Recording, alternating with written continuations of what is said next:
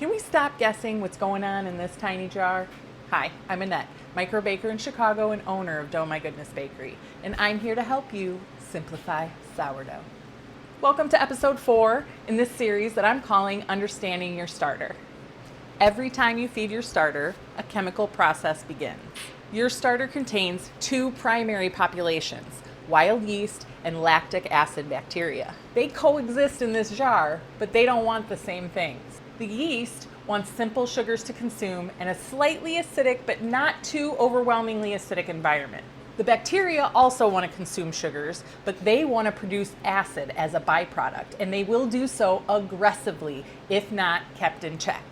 Your job as the baker is to manage the conditions going on in this little jar so that the yeast can thrive and the bacteria don't get out of control. When you feed your starter fresh flour, the yeast in there immediately start consuming those simple sugars. The gases that it produces as a byproduct is what leavens your dough or gives your bread rise. Simultaneously, the bacteria are also producing byproducts. There are two types of acid, lactic acid and acetic acid.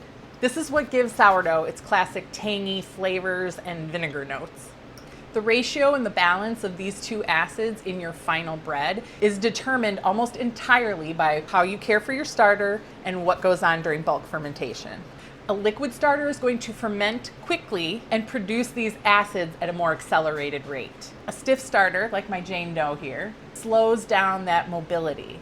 The yeast and bacteria are still working, but it's a less hospitable environment for that rapid acid production.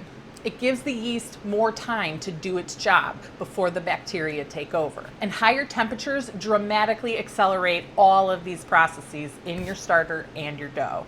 Please note that the refrigerator can also be problematic for an active starter. Cold temperatures suppress yeast activity. And while an active, mature starter may be able to survive refrigerator temperatures, it doesn't mean that it's the ideal environment for it to thrive.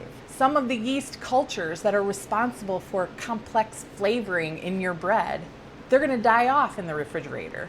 Your bread's not going to be the best that it can be if you keep your starter long-term in the refrigerator. And if you're looking to start your sourdough journey, I sell my Jane Dough on my website, doughmygoodnessbakery.com. She's ready to go and backed by 30 years of baking experience. I'll see you in episode 5. Happy baking.